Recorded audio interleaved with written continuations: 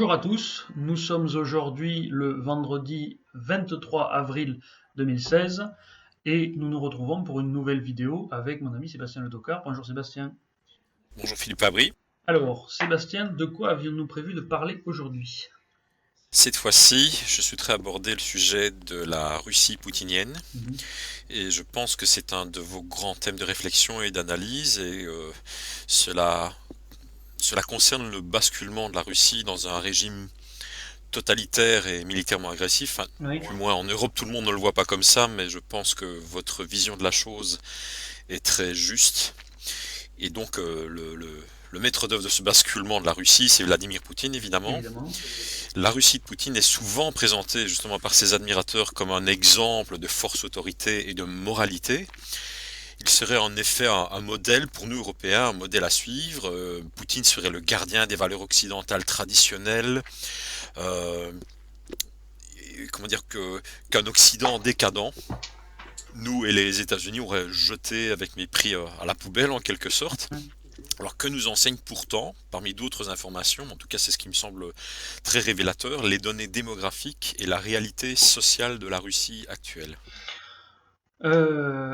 Alors, je vais pas me perdre dans des tas de chiffres, mais il y en a quand même quelques-uns qui sont quand même très éloquents. Surtout, effectivement, pour un pays qui nous est présenté, euh, notamment par les pro-Poutine. C'est peut-être même, d'après les discussions que j'ai eues, peut-être même plus le cas à l'étranger qu'en Russie elle-même. Hein. Une attitude prise par ce pouvoir poutinien, parce que Poutine sent que ça lui permet de séduire une partie de l'Europe, mais c'est pas exactement la même configuration à l'intérieur de la Russie.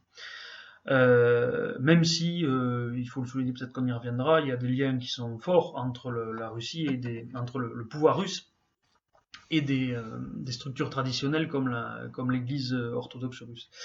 Alors oui, surtout, il y a cette idée qui se répand, notamment dans les milieux de droite souverainistes en Europe, et notamment en France, qui est que finalement la Russie de Poutine, ce serait le modèle encore possible dans la modernité d'un traditionnel, d'un respect des valeurs traditionnelles, familiales notamment, de, des bonnes mœurs, tout ça, contre un Occident qui est vu comme décadent, drogué, perverti par l'homosexualité, etc. Ce genre de choses sont les raisonnements qui sont souvent tenus. Alors effectivement, les chiffres donnent tort à ça. J'en citerai juste quelques-uns, donc je disais. D'abord le nombre d'avortements, qui est un marqueur qui est jugé important par les défenseurs des valeurs traditionnelles et familiales en Europe. Le nombre d'avortements, alors en valeur absolue, c'est quelque chose comme un peu plus de 800 000 par an en Russie, sachant que la Russie, c'est un peu plus de 140 millions d'habitants. Si vous comparez avec la France, 220 000 avortements par an pour une population de 67 millions, ça fait que vous avez une Russie qui a proportionnellement un taux d'avortement qui est le double de celui de la France. Qui est lui-même un des pays considérés comme les plus avancés dans la dégénérescence, après la loi Taubira, le mariage homosexuel, etc. Donc si je voulais par rapport, dans l'imaginaire, si on compare les chiffres, la réalité par rapport au fantasme des gens, par rapport au pays, un des pays qui est censé être le plus déliquescent en Europe au plan des mœurs, qui est la France, par rapport à la Russie a un taux d'avortement qui double. Donc déjà ça fait mal. Ensuite, la Russie est assez largement un pays de drogués. C'est une image qu'on a des pays occidentaux, mais la- vous avez une drogue terrible qui fait beaucoup de mal en Russie, qui est le crocodile. Alors, je connais pas sa composition, hein, mais il y avait un reportage intéressant que j'avais vu à l'époque, mais bon, ça est sorti de l'esprit. Ce qui est intéressant, c'est au point de vue de ce qui concerne l'héroïne, hein, l'héroïne, donc drogue dure, qui est la drogue la plus consommée en Russie. La Russie absorbe à elle seule, alors que la population russe, de mémoire, c'est 2% de la population mondiale. La Russie absorbe à elle seule 21% de la consommation mondiale d'héroïne. Donc on est dans un rapport de 1 à 10 entre son poids démographique mondial et sa consommation d'héroïne. Et Euh, je crois me souvenir que la Russie, à des pays frontaliers qui sont des gros producteurs de drogue. Oui. Donc la livraison est très facile à effectuer. Il n'y a qu'une frontière à passer Ben en voilà, en fait. plus vous avez la production de pavots qui se fait en Afghanistan, tout ça, donc c'est pas loin, hein. Donc effectivement, il n'y a qu'une frontière à passer, mais enfin bon. Donc déjà, niveau valeur familiale et niveau qualité de vie, qualité spirituelle, on va dire, ça donne pas un bel exemple.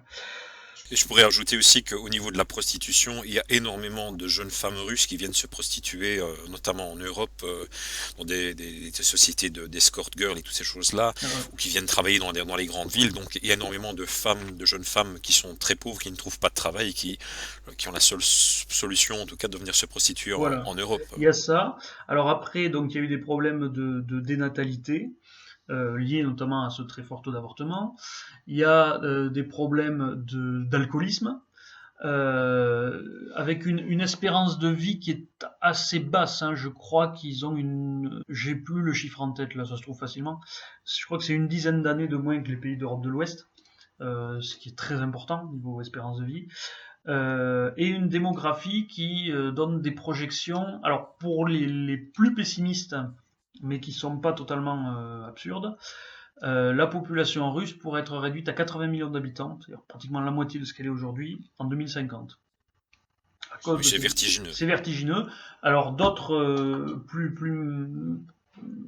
moins pessimistes tablent malgré tout autour de 100-110 millions d'habitants en 2050, ce qui est tout de même une diminution de la population de 30%, ce qui est énorme, hein.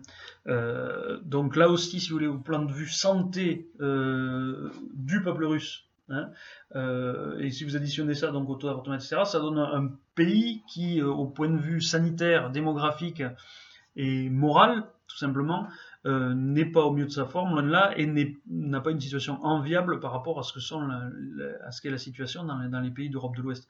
Donc il y a cette espèce malgré tout d'image mythique qui se développe avec l'idée que Poutine est effectivement le champion d'eux, même si on considérait que ce sont des objectifs prioritaires chez lui, ce qu'on peut discuter, hein, c'est question de santé publique et de morale.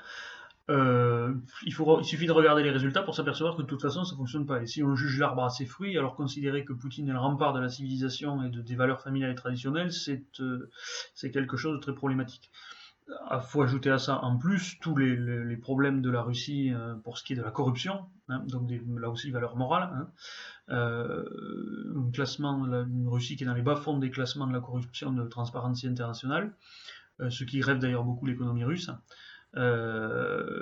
Qui là aussi est un problème endémique qui s'ajoute aux valeurs plus privées, on va dire, et plus familiales. Donc oui, une vision totalement mythique qui est utilisée pourtant dans les milieux poutinistes pour défendre la position de la Russie et pour en faire une sorte de champion alternatif au mondialisme triomphant, enfin, ce qui est tous les éléments de langage employés d'habitude dans ces camps politiques. J'aimerais poursuivre en commençant ma question par une citation. Oui. Alors, je vais me permettre de la lire. La Russie est un pays multiconfessionnel dans lequel, et je tiens à le souligner, l'islam est une des religions traditionnelles. Cette mosquée sera une source pour propager les idées humanistes et les vraies valeurs de l'islam, contrairement à l'organisation État islamique qui, selon lui, dénature l'islam. Donc, qui est l'auteur de cette citation? Eh bien, c'est le 23 septembre 2015, c'est Vladimir Poutine qui inaugurait la plus grande mosquée du continent eurasiatique.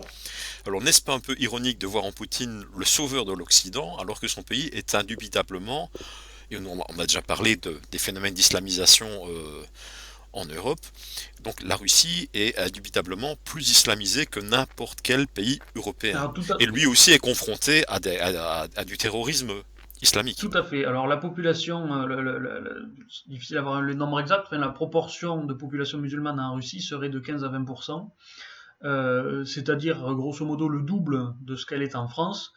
La France ayant elle-même une population musulmane qui est le double de la moyenne européenne. Donc, c'est-à-dire que la proportion de population musulmane en Russie est le double du pays le plus peuplé de musulmans en Europe.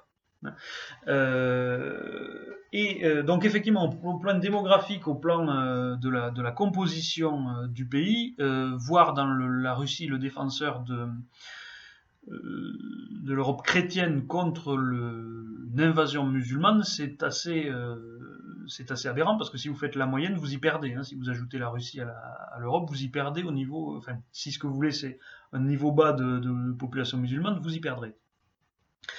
Ajoutons à cela que dans ce petit discours que vous venez de lire, et ça c'est très intéressant aussi, si on ne donne pas le nom de son auteur, Vladimir Poutine en l'occurrence, on pourrait croire que c'est du François Hollande.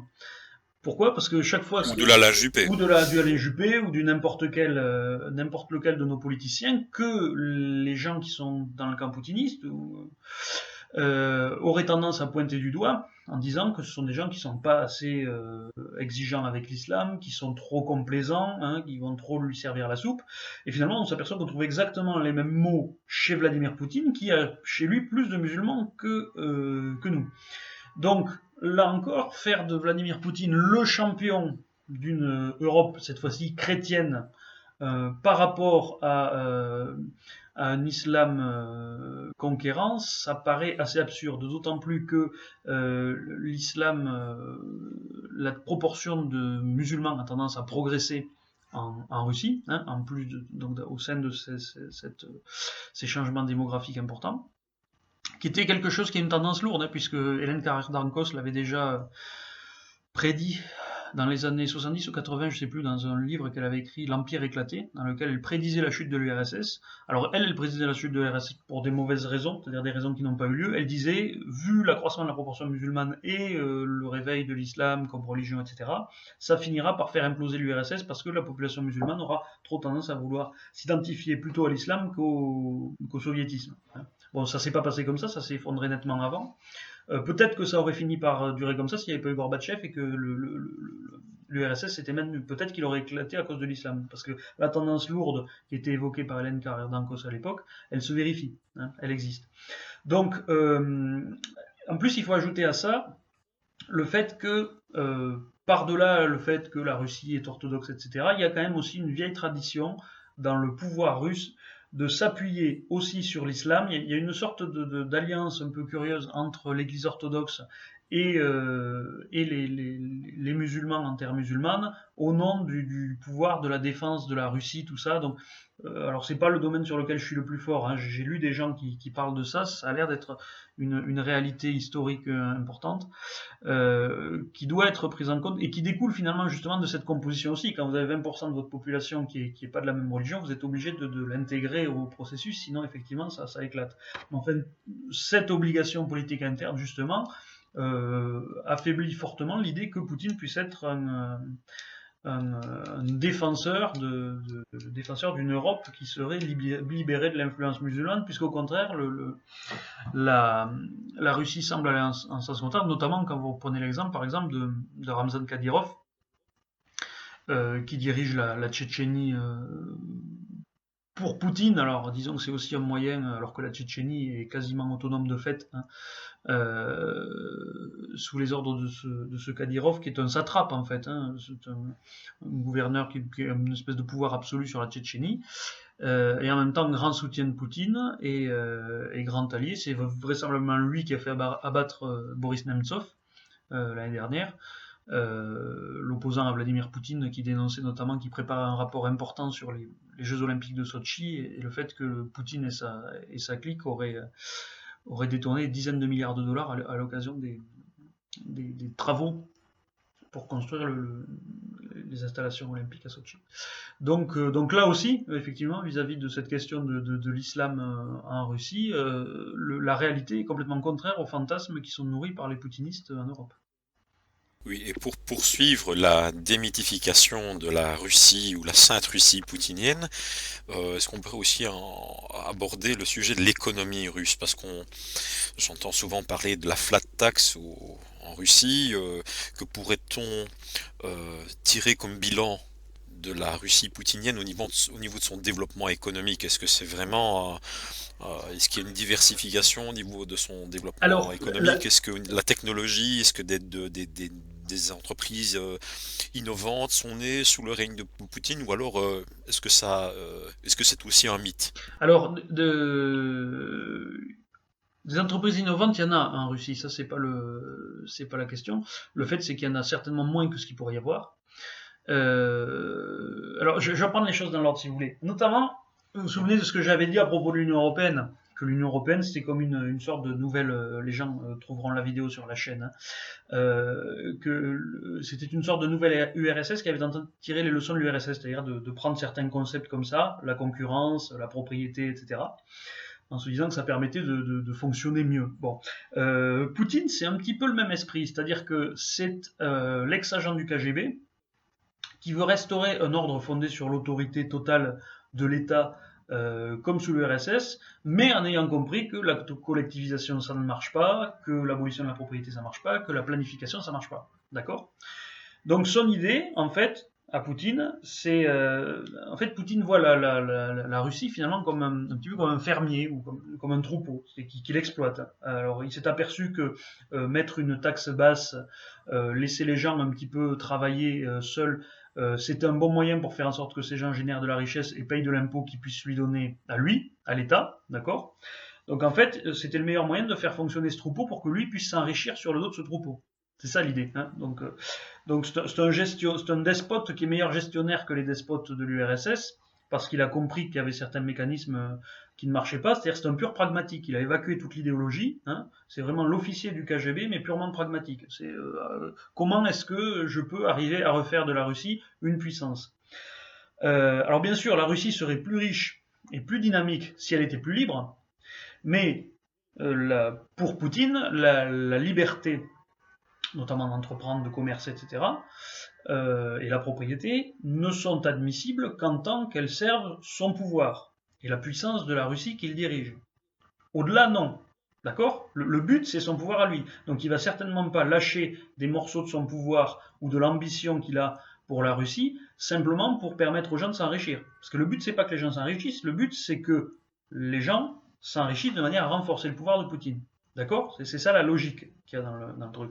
Donc tout a été organisé comme ça. Alors effectivement, il y a des décisions qui ont été prises qui fait briller les yeux de certains libéraux avec une flat tax très basse, c'est vrai. Mais il faut dire que ça génère toute une richesse qui est largement captée, sinon par les impôts, du moins par la corruption. Corruption sur laquelle Poutine, in fine, a la main. Hein, puisque c'est lui qui a réussi à mettre la main sur le système de corruption qui existait avant lui. Hein, et il est devenu le capo di tutti capi, hein, comme on disait dans Parrain. la mafia, voilà, c'est-à-dire le parrain général, puisqu'il y avait plusieurs gangs d'oligarques qui, en fait, il s'est hissé au sommet de l'oligarchie et il a créé une tyrannie en se mettant au sommet de l'oligarchie. C'est ça le système Poutine. Et donc il concentre tout le flux de la corruption. Et je l'ai dit, au niveau de la corruption, la Russie est extrêmement mal classée. Et ça joue beaucoup d'ailleurs dans son classement sur la liberté économique. De la fondation Héritage, c'est une fondation américaine. Alors bien sûr, les gens disent c'est les Américains, donc c'est la CIA, donc etc. Bon, je rentre pas dans ce complotisme absurde. La fondation Héritage, si c'était le cas, les États-Unis seraient beaucoup mieux classés dans ce classement. Alors, c'est pas le cas, ils sont 40e, je crois, ou quelque chose comme ça. La France est 70e de mémoire, il y a les chiffres sur mon blog. Donc, dans le calcul de la Fondation Héritage sur la liberté économique est intégré le paramètre corruption. Et la corruption, donc, grève très lourdement la position de la Russie dans ce classement parce que malgré juridiquement, normalement dans le système, les libertés d'entreprendre qu'il devrait y avoir, et effectivement cette imposition très basse qui joue dans la liberté économique, puisque l'impôt est un instrument d'oppression économique, si vous n'avez pas d'impôt, vous avez de la liberté économique, eh bien cet argent, il est capté dans une grande partie par de la corruption. Il faut voir aussi que et la corruption, c'est à la fois le fait de prendre de l'argent, mais c'est aussi tout ce qui est le système d'économie informelle, c'est-à-dire le fait que vous avez des obligations, que vous devez obtenir l'autorisation ou l'accord de telle personne, même si elle n'a pas un pouvoir institutionnel. C'est-à-dire si c'est pas une obligation légale, mais vous êtes obligé de passer par un tel parce que c'est lui qui a la main sur le secteur, etc. Hein, selon une logique mafieuse. Donc tout ça, ça pèse énormément sur l'économie russe.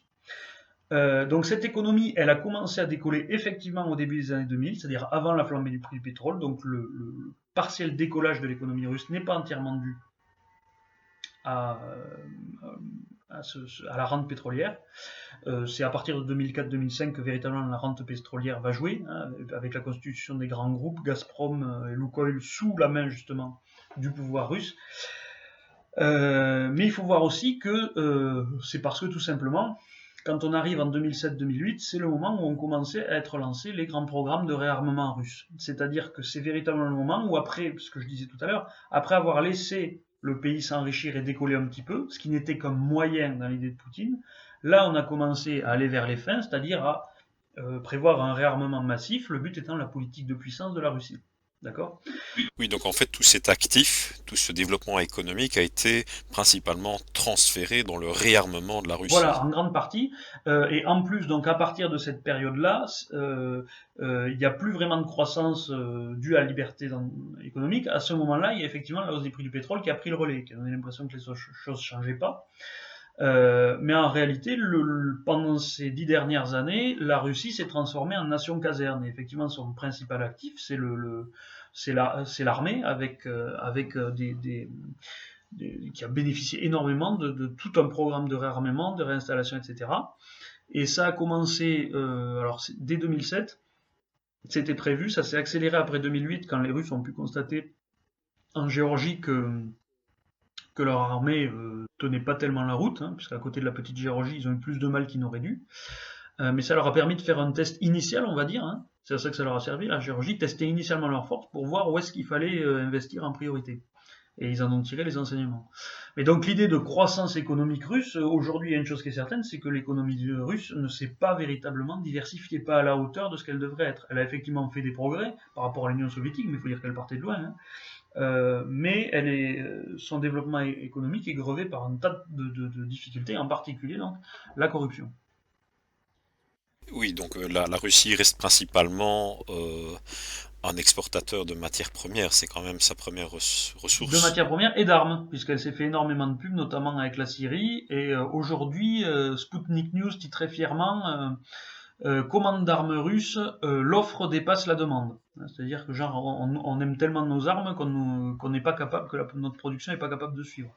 Donc ils en sont très fiers. Alors ce qui est très ironique à nouveau, c'est que Poutine est censé incarner une certaine indépendance, une certaine résistance à l'ordre mondial et aux technocrates européens et aux oligarques états-uniens, etc. Et lui-même est un oligarque et je me souviens que vous aviez relayé il y a quelques semaines, quelques mois de ça, une information concernant la fortune personnelle estimée, évidemment, de Vladimir Poutine. Est-ce que vous pourriez en dire quelques mots? Oui, tout à fait. Alors, il faudra que j'essaie de retrouver les liens pour les mettre sous la vidéo, que les gens puissent aller le suivre. J'avais fait un article sur mon blog qui reprenait lui-même un certain nombre de liens vers d'autres articles. Alors, je me souviens plus des noms du coup, mais l'information en substance était celle-ci. L'idée que, alors, c'était à la fois des enquêtes de journalistes, hein, si je me souviens bien, et sur dénonciation de dissidents. À l'époque, le nom de Nemtsov sortait pas, mais ce qu'il a essayé de dire ensuite, au moment d'être assassiné sur les Jeux de Sochi, allait dans le même sens, on va dire. L'idée, c'est que Poutine aurait accumulé une fortune voisine de 200 milliards de dollars, 190 milliards d'euros. Donc il serait la première fortune mondiale en réalité, avec divers actifs, notamment immobiliers en Russie, des compagnies, etc., qu'il détiendrait souvent par des prête-noms, c'est-à-dire des gens qui mettraient à la tête des trucs, mais qui ne seraient en fait que des marionnettes. Le véritable Des propriétaire, hommes de paille. voilà, des hommes de paille, le véritable propriétaire étant lui-même. À l'époque, je l'avais expliqué, alors ce chiffre est énorme, il y avait d'autres gens qui disaient non, c'est trop, mais moi, ça m'avait rappelé une autre enquête très sérieuse de médias, je crois, là aussi on ira chercher un lien, de médias britanniques, me semble-t-il, sur la fortune d'Ali Khamenei, le guide suprême d'Iran, qui était estimé à 93 milliards de dollars. Là aussi en participation dans des compagnies iraniennes diverses, etc. Donc 93 milliards de dollars pour Khamenei à la tête d'un pays de 80 millions de personnes, un petit peu moins. Si Poutine avait 200 milliards en étant à la tête de la Russie, qui a une population qui est le double, le rapport paraissait correct. Donc les chiffres n'étaient pas du tout invraisemblables. Sachant que pour une grande partie, ça ne veut pas dire que c'est des maisons, des villas, etc. Ce sont des participations à des sociétés.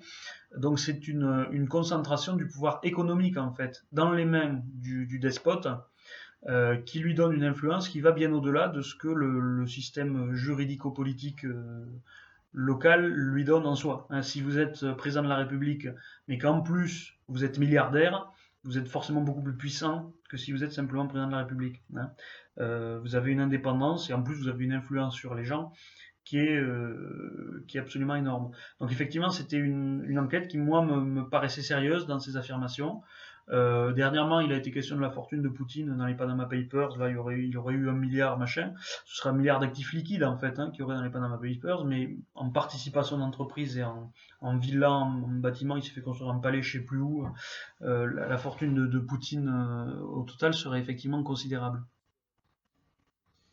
Alors, une question qui va peut-être nécessiter un certain développement, mais je voulais vous demander si la politique de Vladimir Poutine doit être analysée et comprise avec les mêmes grilles de lecture qu'au temps de la guerre froide. Oui, alors ça c'est très intéressant. Alors non, non, pourquoi? Parce que alors vous avez beaucoup de gens même parmi les soviétologues et russologues qui souvent sont devenus des spécialistes de la Russie, hein, puisqu'ils étaient soviétologues, spécialistes de l'Union soviétique, ils sont devenus spécialistes de la politique en Russie. Vous en avez beaucoup qui sont dans l'idée un petit peu que au fond Vladimir Poutine n'est qu'une marionnette et que les gens qui dirigent vraiment sont derrière. Bon, et vous en avez d'autres qui disent non, c'est Poutine qui a un pouvoir absolu et qui commande tout le monde. Bon. Moi, en tant qu'historien, historionome, connaisseur généralement de ce qui se fait, des mécaniques historiques, des mécaniques sociologiques et politiques qui se produisent dans ce genre de situation, c'est-à-dire après l'effondrement de l'ancien régime, hein, finalement, puisque l'Union soviétique c'est l'ancien régime de la Russie. J'opte complètement pour la deuxième analyse.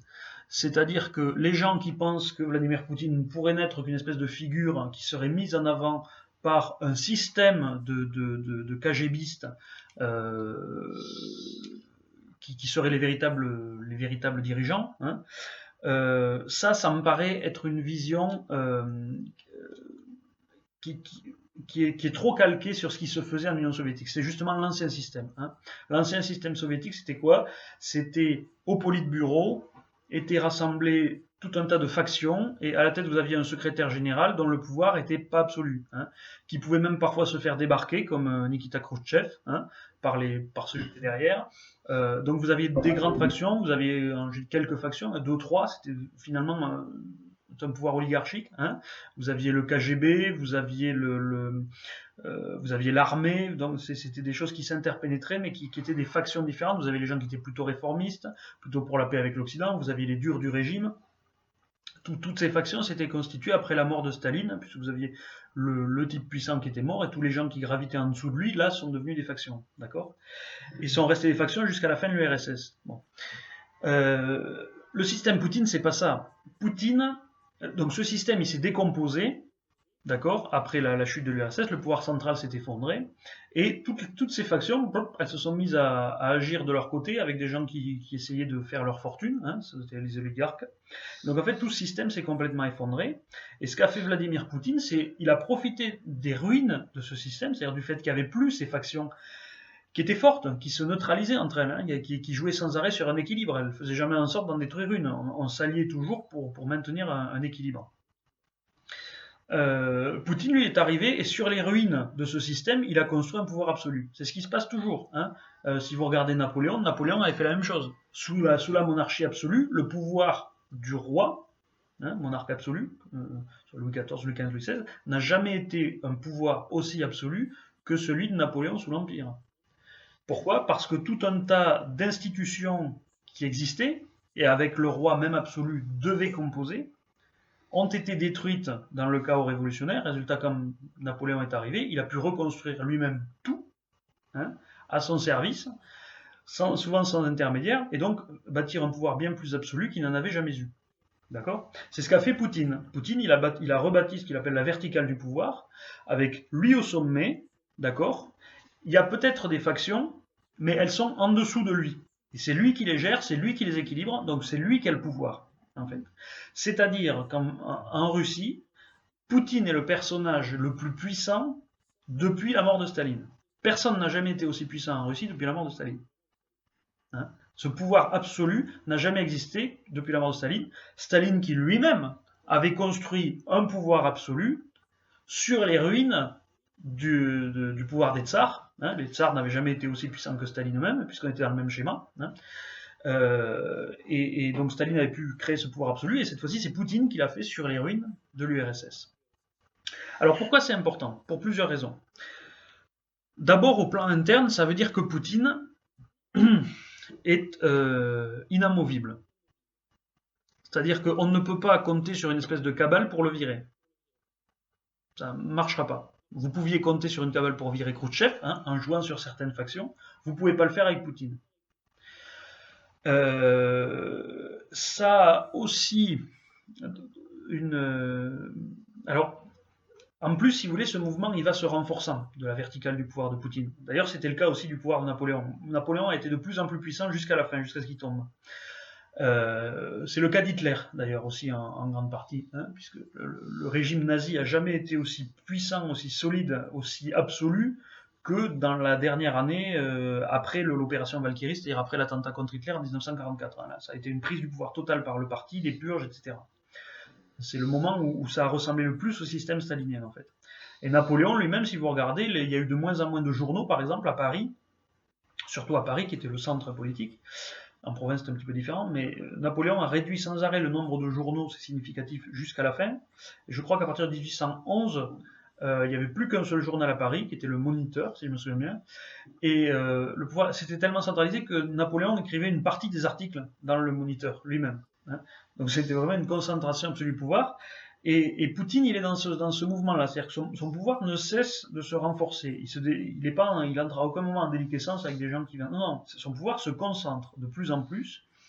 Et le dernier exemple en date, c'est la création de cette garde nationale, là, sous les ordres de Viktor Sokolov, il s'appelle, ou Sokorov, je me souviens un nom comme ça, qui devrait faire à peu près 300 ou 400 000 hommes, ce qui est énorme, hein, à l'échelle du pays.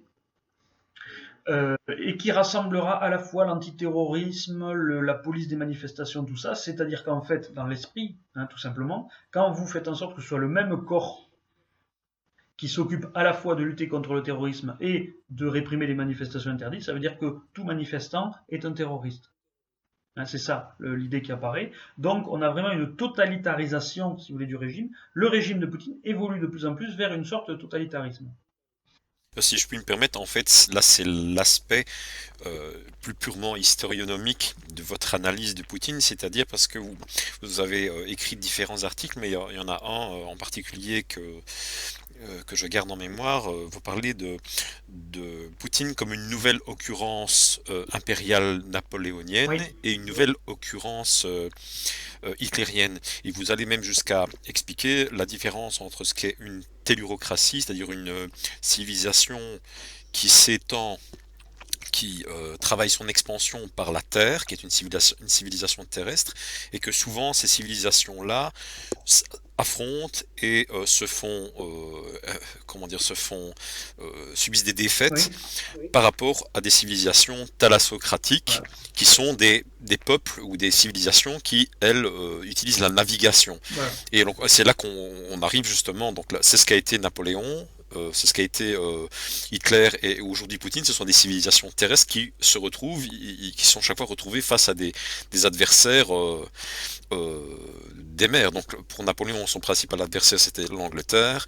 Pour Hitler, il s'est retrouvé confronté de nouveau à l'Angleterre et aux États-Unis. Et maintenant, la Russie va se retrouver certainement à nouveau confrontée aux États-Unis. Voilà. Donc on développera peut-être cet aspect-là dans la prochaine vidéo, parce qu'ici je pense que la première vidéo qu'on est en train de faire ici, c'est plutôt une vidéo liminaire Voilà. pour présenter peut-être tout le paysage de la Russie poutinienne. Et dans la prochaine vidéo, on abordera plutôt vraiment le cœur du sujet, c'est-à-dire le danger véritable que représente Poutine. Tout à fait. C'est-à-dire que certes l'Europe est menacée par le djihadisme et par les excès de l'islam, comme on l'a déjà démontré, mais ça c'est presque épiphénoménal, c'est-à-dire un épiphénomène par rapport au danger véritable Là, il y a des têtes nucléaires, il y a une armée, comme vous venez de le dire, qui est derrière Poutine, et c'est un danger bien plus considérable que l'État islamique. Voilà, et alors c'est d'autant plus que, et j'en termine avec du coup ma question de la différence avec l'URSS dont on parlait. Parce que j'ai abordé le problème interne, et ensuite il y a effectivement le problème externe. Qu'est-ce que ça change dans la politique internationale de la Russie, ce pouvoir de Poutine? Ça change beaucoup de choses, on en reparlera au moment effectivement de parler du danger, mais déjà je lance cette idée parce qu'elle est importante et il faut l'avoir en tête. C'est que finalement, durant la guerre froide, il y avait une forme d'équilibre entre la façon dont était gouvernée l'URSS et la façon dont étaient gouvernés les pays occidentaux. Pourquoi? Notamment les États-Unis. Pourquoi? Alors certes, c'était pas le même régime. D'un côté, vous aviez un régime totalitaire, de l'autre, vous aviez un régime démocratique. Mais au plan de la prise de décision, on avait des mécaniques voisines. C'est-à-dire que les deux, finalement, si vous modélisez, se comportaient comme des oligarchies. C'est-à-dire des camps dans lesquels il y avait des factions. Donc je disais à l'instant qu'il y avait des factions soviétiques, certaines qui étaient pour la détente, d'autres qui étaient pour peut-être la guerre avec les États-Unis, en tout cas pour la stratégie de la tension. C'était exactement la même chose dans les pays occidentaux et notamment aux États-Unis. Vous aviez certains camps démocratiques, au sein de la démocratie, vous aviez certains camps politiques qui étaient pour la détente avec l'URSS, vous en aviez d'autres qui étaient pour une stratégie plus de la tension, pour le fait de dire niet, comme disait Reagan, refuser de se coucher devant la puissance soviétique. Et des deux côtés, donc, vous aviez des appareils d'État et de prise de décision assez lourds, puisque pour aller jusqu'à un conflit, pour aller jusqu'à une opération armée, que ce soit au Vietnam ou en Afghanistan par exemple, vous deviez avoir un processus de décision complexe qui devait amener à une forme de consensus. Alors dans la démocratie, c'est transparent, c'est ouvert, vous avez un débat dans la presse, vous avez les gens qui discutent, et finalement on sonde l'opinion publique et on voit si oui ou non on y va. Dans un système totalitaire, la prise de décision, elle est à peu près pareille, à la différence que c'est caché, c'est dissimulé, c'est dans le secret du politburo. Mais de la même manière, vous avez des factions qui vont s'affronter et qui ne décideront d'une action d'envergure à l'étranger que lorsqu'elles atteindront un degré de consensus suffisant. Donc finalement, si vous voulez, sur la mécanique, c'est à peu près pareil. Dans les deux cas, ces systèmes interdisent que des décisions soient prises du jour au lendemain, par exemple. Vous ne pouvez pas avoir la décision du jour au lendemain d'envahir un endroit. Quand vous avez des systèmes de factions, que ce soit dans un régime totalitaire ou dans un régime démocratique, cela va nécessairement imposer un temps de débat, un temps de naissance d'un consensus, et ensuite vous aurez la décision qui pourra être prise. Donc on la voit venir, si vous voulez. D'accord? Dans les deux cas. Donc ça a équilibré le jeu de la guerre froide, parce que des deux côtés, à chaque fois, on avait le temps de se jauger, et finalement d'arriver à négocier dans un sens ou dans l'autre et à calmer le jeu. Donc il n'y a pas eu de guerre. Bon. Là, c'est différent. Là, c'est différent parce que je dis maintenant, on a un système à l'ouest qui reste démocratique avec ses pesanteurs et donc ses équilibres. Et de l'autre côté, on a Vladimir Poutine qui décide d'aller où il veut quand il veut, en gros. Et qui en est de plus en plus capable à mesure que son régime devient plus autoritaire, totalitaire, centralisé. D'accord? Et donc là, on va franchir une autre étape avec sa garde nationale et la tenue des élections, tout ça. C'est-à-dire que Vladimir Poutine, s'il veut, et on l'a vu faire, s'il veut annexer la Crimée, il annexe la Crimée. Ça lui prend 2 semaines. Même pas. S'il veut intervenir en Syrie, il intervient en Syrie. Ça lui prend 2 semaines. Et tout le monde regarde, ah zut, il y est déjà. Parce que nous, en fait, je dirais, il aurait fallu 3 mois rien que pour décider d'y aller. Vous vous souvenez le temps qu'il a fallu pour décider d'aller bombarder l'État islamique? Faire des coalitions, oui, non, est-ce qu'il faut pas, est-ce qu'on va pas se prendre des trucs, un truc. Vladimir Poutine, il décide, dans les 2 semaines, il y est, il y a ses avions et tout, hop, il commence à bombarder. Ça veut dire quoi?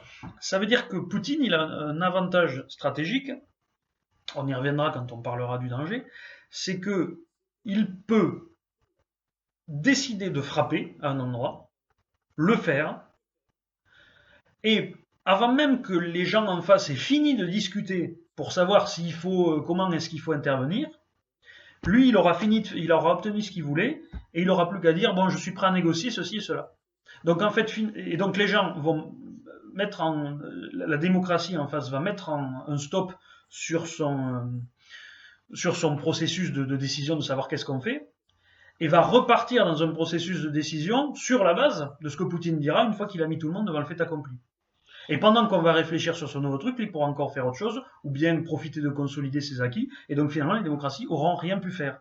Parce qu'elles n'ont pas le même temps de réaction que lui. Donc ça, il y a une véritable différence dans le jeu géopolitique actuel et celui de l'époque de la guerre froide, ce qui à mon avis fait que, et on en parlera sans doute la prochaine fois, la prochaine guerre sera pas froide, parce que Poutine peut faire des guerres chaudes et profiter du fait que la démocratie préfère une guerre froide, c'est-à-dire hop il a fini, et donc jouer sur le fait que la démocratie reculera toujours, hein, ce que faisaient aussi Hitler et Napoléon dans une certaine mesure. Ça sans doute on en parlera la prochaine fois, mais déjà il faut bien comprendre ça, c'est que le jeu n'est plus le même. Alors dire qu'on a un retour de guerre froide, pour moi, c'est une courte vue, c'est raisonné. Il y a des gens souvent, parce que je dis que la Russie est un danger, qui m'accusent d'être resté bloqué dans un logiciel de guerre froide. Pas du tout. Moi, j'ai tout à fait admis la fin de la guerre froide. Même souvent, ceux qui me disent ça sont des gens qui sont bloqués dans un logiciel d'avant 2008, c'est-à-dire avant l'invasion de la Géorgie. À partir de l'invasion de la Géorgie, on a compris une chose, c'est justement qu'on est encore dans un nouveau système, post-guerre froide, et post-terrorisme islamique même, qui est celui d'un retour de la Russie comme puissance, mais comme puissance aussi dangereuse qu'elle n'était pas à l'époque de l'URSS, après la Seconde Guerre mondiale, mais telle qu'elle était à l'époque de Staline. Staline qui prévoyait d'envahir l'Europe, il faut s'en souvenir, vraisemblablement avant qu'Hitler attaque déjà, et qui n'avait pas pu parce que bon, Hitler lui rentrait dans le premier, mais Staline reprévoyait d'envahir, d'attaquer l'Occident au moment où il est mort. Hein. Il avait prévu de faire de grandes purges, comme il avait déjà fait en 1937, et de recommencer et d'attaquer l'Ouest. D'ailleurs, à ce moment-là, il y avait des spécialistes soviétiques qui travaillaient pour aider les Chinois à faire leur propre bombe atomique, parce qu'ils voulaient s'allier aux Chinois pour attaquer l'Ouest, permettre aux Chinois, à eux, d'attaquer en Asie, et bloquer comme ça la puissance américaine. Donc on en est revenu à ce niveau de danger là. C'est ce que ne comprennent pas les gens qui me disent vous êtes bloqué dans un logiciel de guerre froide. Non, on n'en est plus là. On n'en est plus à la guerre froide là. On est à un danger qui est beaucoup plus imminent. Oui, tout à fait. Et peut-être un dernier commentaire avant de conclure cette vidéo, c'est que je pense qu'au niveau des technocrates et des élites européennes, eux sont extrêmement anti-poutiniens et je pense qu'ils ont quand même une certaine conscience de ce danger. L'Union européenne a clairement des discours de mise en garde, ou en tout cas qui expriment clairement leur conscience de ce danger-là, mais en même temps, je perçois une certaine, comme vous le disiez, il faut qu'on se concerte, etc. Juncker, le président de la Commission européenne, a parlé de créer une armée européenne commune. Mais avant qu'on y arrive, avant que l'Europe se prenne en main, et où il y a également Donald Trump qui parle de réduire la contribution militaire et financière des États-Unis au niveau de l'OTAN pour mettre les Européens face quelque part à leurs propres responsabilités, à développer leur capacité à se défendre. En même temps, je vois bien que la Pologne est en train de se réarmer fortement, mais est-ce que ça suffira aussi? Enfin, euh, ce sont des choses dont on va certainement parler, mais ce qui me fait un petit peu peur, c'est malgré tout la lenteur de l'Europe à pouvoir réagir et se réarmer de façon proportionnelle au danger que vous venez de Mais décrire. alors, ce qui est compliqué en plus, c'est que l'Europe, elle est empêtrée dans des dettes dues à l'État-providence. Donc déjà, elle a pas d'argent à consacrer de côté. Hein. Donc c'est de l'argent qu'elle doit emprunter. Elle doit encore grever sa dette pour pouvoir faire. Mais qui en a encore de l'argent finalement? Voilà. Donc, Parce que les États-Unis aussi sont hyper endettés et la Russie, pour le moment, son économie est en train de piquer complètement du nez. alors la différence de la Russie, c'est que Poutine avait profité de la flambée des prix du pétrole pour se faire un trésor de guerre. Il a complètement désendetté la Russie et il s'était fait des réserves de change de l'ordre de 400 milliards d'euros, ce qui est énorme hein, par rapport à la taille de la Russie. Les réserves, je crois que les réserves de la Chine au plus haut, c'était quoi 4 milliards, 4000 milliards de dollars. Mais bon, c'était la Chine. Hein. La Russie est nettement pas dans, Pour cette échelle. dans cette échelle de production notamment, hein, puisque effectivement, vous l'avez dit, elle vend essentiellement des matières premières et des armes. Bon. Et c'est quelque chose que j'ai pas dit ça aussi au début économiquement, mais finalement on va boucler un peu la boucle sur cette vidéo. C'est que là aussi, ça fait partie des choses, et ça illustre tout à fait ce que je disais sur la recherche de puissance, le fait que les efforts économiques de Poutine ne sont pas du tout faits en soi, pour eux, dans un souci de bonne gestion, ils sont faits parce que cette gestion-là permet d'accéder à la puissance et ensuite éventuellement de mener des guerres.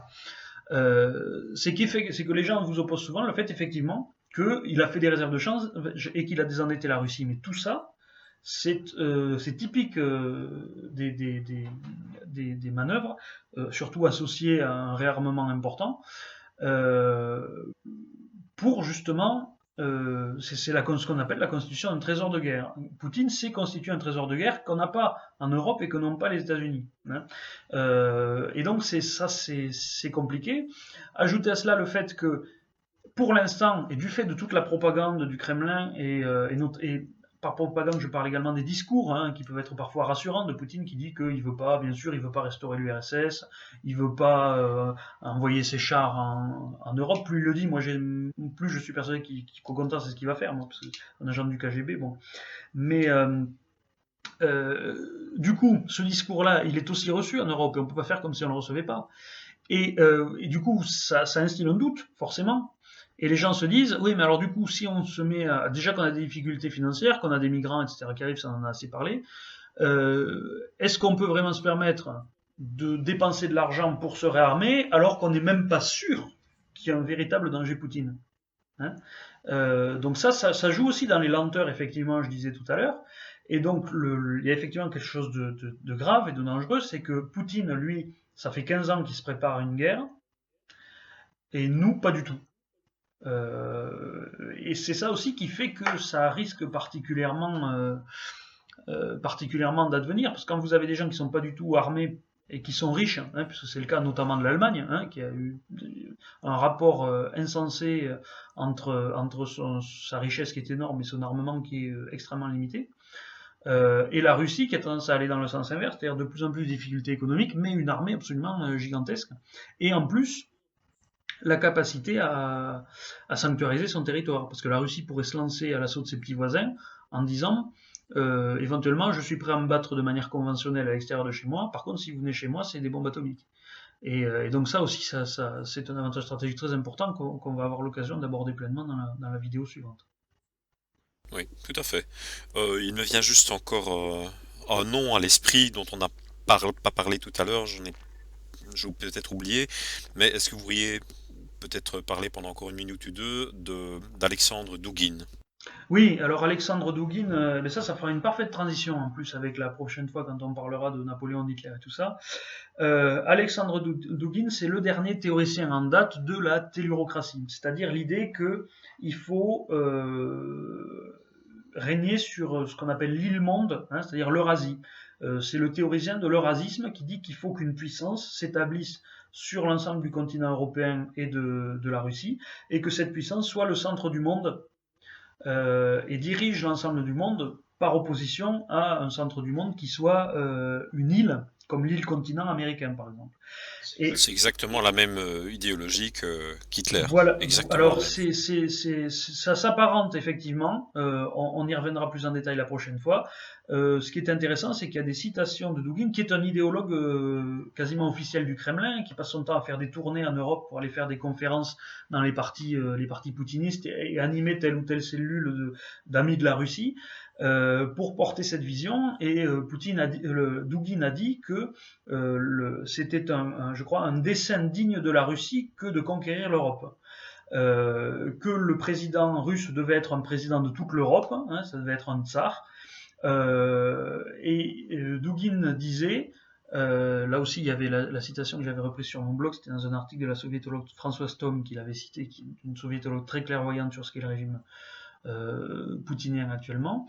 Il disait, on n'aura même pas besoin de les conquérir militairement, notre soft power suffira, hein, c'est-à-dire qu'il suffit essentiellement avec le gaz, on va les acheter avec le gaz et on va les obliger à nous donner toute leur technologie, toute leur richesse, et donc ça comblera ce qui nous manque, c'est-à-dire le développement économique. C'est-à-dire, en gros, l'idée c'est on va s'emparer de l'Allemagne, notamment ça fait partie du système Poutine, ça, notamment en achetant des élites européennes, comme le plus grand exemple, c'est Gerhard Schröder, hein, l'ancien chancelier allemand qui a fini cadre dirigeant de Gazprom, hein, qui a été complètement acheté. Il y a tout un tas d'élites allemandes qui sont dans cette situation-là.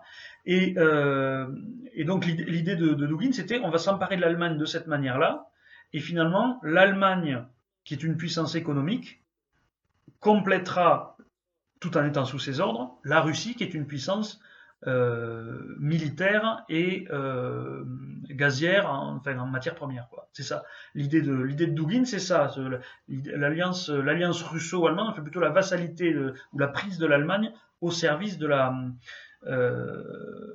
Russie. C'est la stratégie qui, vraisemblablement, et selon mes analyses, est adoptée par Poutine. Mais ce qui a changé depuis, c'est que les flambées du prix du pétrole étant devenues insuffisantes et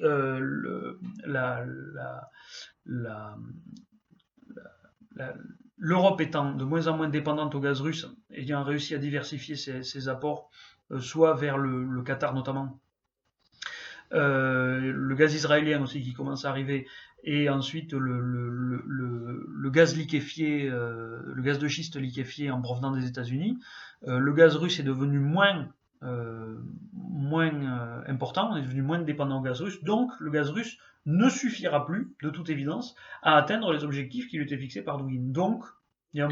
Et également l'ouverture potentielle d'échanges commerciaux avec l'Iran aussi. Voilà, le pétrole iranien. ça aussi. Donc, et puis bon, là, de toute façon, la baisse des prix du pétrole a cassé un petit peu tout ça. Donc ce qu'il va se passer, c'est que si ces rêves eurasistes ne sont pas abandonnés, à un moment, il faudra recourir à la force armée, et je pense que c'est ce vers quoi on va, et c'est ce dont on pourra parler la prochaine fois. Oui, on peut raisonnablement penser que tous les Européens ne seront pas très contents de ce scénario et que l'oncle Sam, même si Trump est président, je ne pense pas que Trump, même s'il veut un peu se désengager de l'OTAN, laissera faire une telle chose. Eh bien, ce sont des sujets dont on pourra débattre parfaitement en prenant notre temps dans la prochaine vidéo. Tout à fait. À bientôt, Sébastien. À très bientôt, Philippe Favry.